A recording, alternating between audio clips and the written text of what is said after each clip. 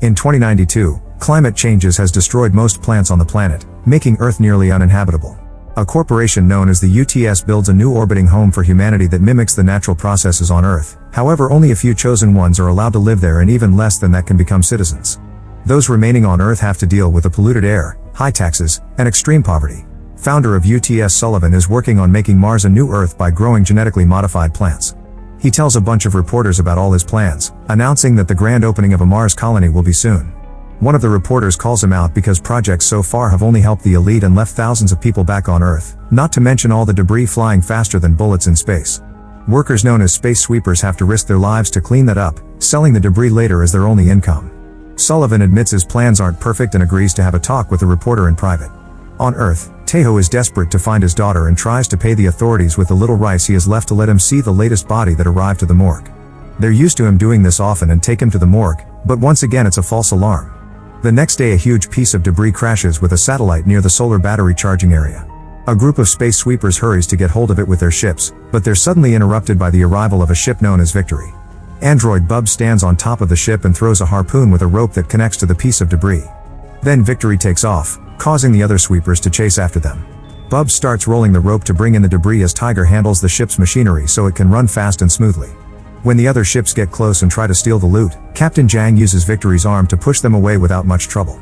Then pilot Tae-ho makes a risky move and flies Victory around the solar panels, flying through tight spaces to escape without a chance of being followed. This causes them to almost crash against the residential area, but Tae-ho moves the ship just in time and they only break an antenna. Afterward they enter the factory, which is a waste management satellite. Tae-ho sells all the materials they've gathered, but the pay is poor, and on top of that they must pay for the antenna and the corresponding taxes.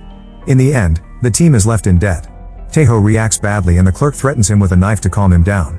On TV, the news show a missing sign for an android called Dorothy, who was stolen from UTS 2 days ago by extremists known as Black Foxes. The girl looks innocent, but she's actually a weapon, so if civilians see her, they should call security instead of approaching her. However, Tae-ho doesn't pay much attention and leaves. That evening, the tension is high among the Victory crew because of their debt situation. An argument ensues and it soon becomes an actual fight that leaves the humans unconscious. Bubs puts away her money in a box, revealing she's the only one that has been keeping proper savings. Her dream is to get a better body with synthetic skin.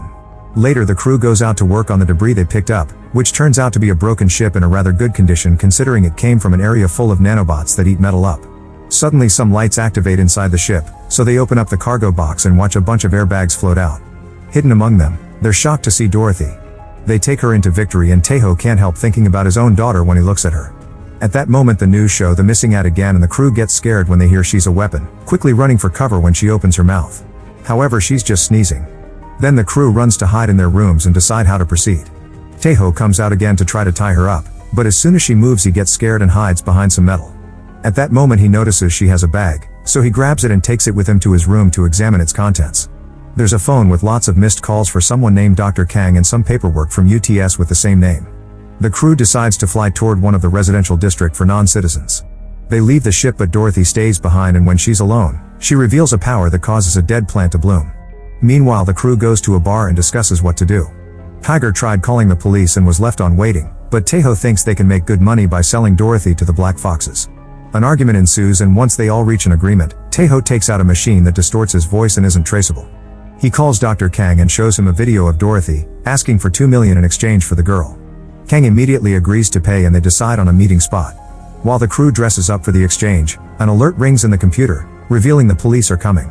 They immediately take off the disguises and hide the girl, acting normal right before an officer comes aboard. The cop explains his station got a call from this ship and notices Tiger gesturing at someone behind a door. With a taser in hand, he enters the room to search for anything suspicious, but Dorothy sneaks around and always stays hidden. Tae-ho takes some of Bub's savings and puts in the cop's hand before the guy pushes him away. However, the cash is still in his fingers and Bub's recorded everything, so Jang threatens to report him until he leaves. Afterward Tae-ho and Tiger put on the costumes again and go to a club in the commercial district for the exchange. While Tiger keeps Dorothy safe in a bag, Tae-ho moves to meet with Kang, who surprises him from behind and checks for weapons before telling him to move. In a balcony nearby, some guards get ready to shoot. The duo meets with Tiger and Kang hands him a suitcase with the money, but when they open the bag they discover Dorothy is gone. The girl is wandering among the dancing crowd, who suddenly freezes when they notice a child. At that moment everyone's devices start showing Dorothy's missing ad and they step back in fear. The guards open fire and Tae-ho drags her out of the way just in time, But the shots destroy the DJ booth and chaos ensues as everyone runs away in panic. Kang keeps trying to reach Dorothy, but the running crowd pushes him along. As Taeho and Tiger keep looking for Kang, a guard notices them and fires right at them. However, Dorothy's power creates a shield that dissolves all the bullets.